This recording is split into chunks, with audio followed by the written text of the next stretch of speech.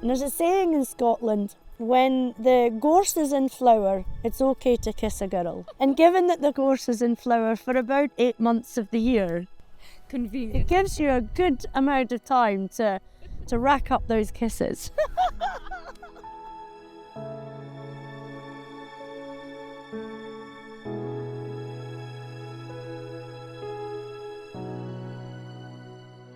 So the first species that's speaking to me in this space here is Yarrow. Before I pick it, one thing I'd like to note is that this is a living being. This living being has brought all of its energies and its benefits to this space, and I would like to pick it. But I'm not just going to go straight in and pick it. I want to take a moment to give thanks for the plant being here, and a little silent question of whether it's all right to harvest it or not. So when we forage, we're always trying to encourage growth from the plant rather than exploiting it. And the one thing about foraging that's really important, that's taught me more than anything else, is that abundance comes from a perspective of a space and not the exploitation of it. Once you start looking, wow, you realise that it's so profuse and so abundant that it then brings us into a place of reverence where we want to respect that, rather than going in and seeing pound signs or somewhere that we want to alter in some way to make it better for us. Now, this is a wild native species in Scotland. In Yarrow, we can eat the leaves raw in salads or stir fries, and we can eat the flowers as well. You get this real punch of flavour. Try a little bit, and try a little bit. Thank you. There you go. Rosemary is coming to mind as a sort of a kin, Yes. and a pleasant bitterness. Anything that has a bitter flavour, you can pretty much guarantee that's going to help promote the juices in our tummy. So as a gastro support, the yarrow is absolutely fantastic for that. This plant's called Rosebay willowherb. When this plant first appears in the springtime, you can eat it a bit like asparagus. I'm just going to cut through a piece of this. You'll see how woody the stem actually is now. When it's really young, it's very soft and juicy, as you can see. To make a tea, use the leaf of the plant. Try and roll it into a little bowl, which begins the process of the oils and the juices coming out. And then you leave them to ferment for a couple of days. You then leave them out to dry. And then you have the most phenomenal tea. In the natural world, we find such a huge diversity in flavour of the same species growing in the same space. So you might take one flower and think, oh, it's not very tasty. And then you might take another flower and, like you say, the flavour lands, yes. Poof, and it's straight there. And I think it really helps our being when our body is suddenly facing new flavours from something we thought we knew, because it always enlivens that interpersonal relationship between ourselves and what we're bringing into our body. So within 2 steps of where we've just been, there are 4 different plants here that are all edible. So to begin with, we have Calluna vulgaris, which is common heather, or in Scotland known as Ling. Beside the Ling heather, we also have bell heather. Both of these heathers do the same thing. They both have anti-spasmodic, anti-inflammatory, antibacterial qualities.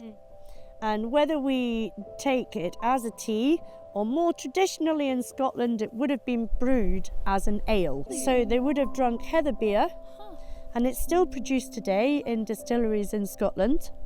The species on our hillsides that grow in abundance really are telling us that they're the ones we need to work with. And you often find as well that they flower at the particular time in the year when you would need it most. Traditionally, red clover is phenomenal for women at all stages of their life and their journey. It's a very delicate flavour. She's a really graceful, soft, nurturing species. Would you like to pick some of these for us? Do you see here? Only the pink ones.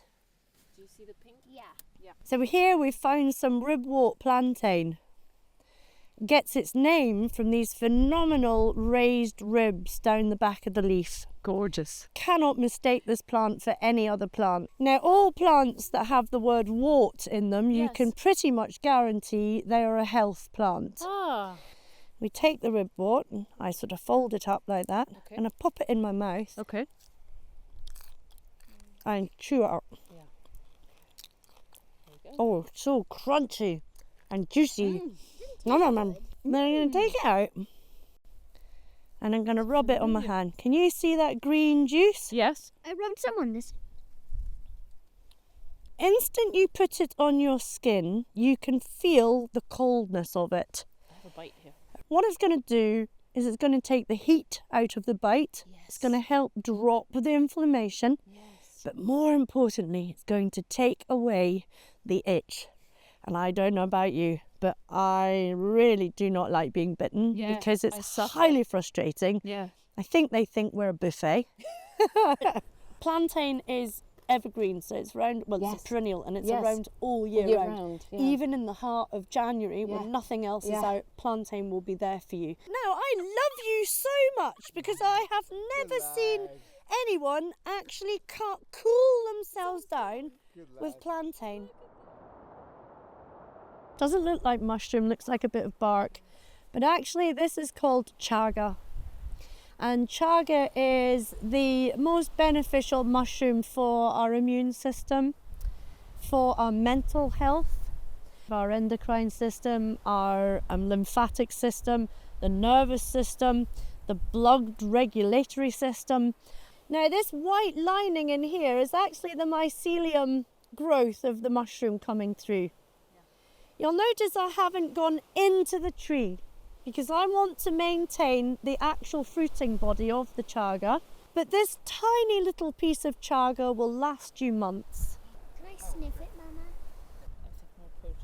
Dandelion leaf at any stage of the year is a phenomenal free salad. Yes. Yeah. We use it most prolifically in the spring.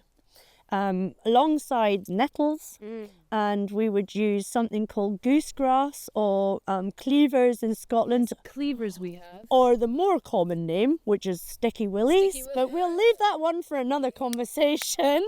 Always gets a giggle on a forage. There's lots of sticky willies everywhere. That's quite funny. And these three plants at the beginning of the year we use as a system detoxifier and a cleanser. Because as you know, in the winter months, lack of vitamin D is one of our most important vitamins for cleansing the body.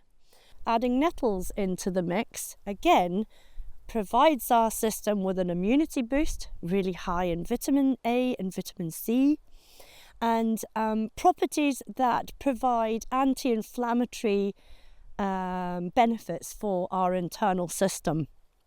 Nettles can also help with depression and anxiety and other factors of our nervous system. Now, I'm touching these nettles and I'm not being stung, and that could be because I asked her if it was all right to come and hang out with her. Nettle fibre and the wool that we produce with sheep actually creates one of the most waterproof fabrics, which, as you stood in the glen for 5 minutes, you'll know is one of our main important factors is how dry can you stay against the weather. And as perfect cue, Scottish weather has landed to show you that the rain is never far away.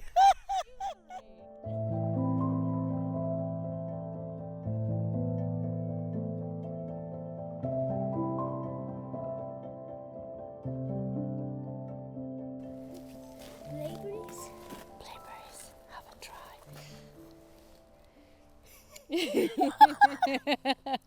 It's a natural phenomenon of the blaeberry that when we find a patch of blaeberry, we go slightly mad. Ha! Can you do that again? Yeah. Oh, gladly. Part of the act of foraging is coming back into being the animal that we always were. And in an ever-increasing, crazy loud world, just to take 10 minutes out to even sit with the plant before we even pick it can be enough for our inner system, could be all it needed. And then on top of that, we have the abundance of going home with these wonderful plants that only seek to make us feel well and in balance with our environment.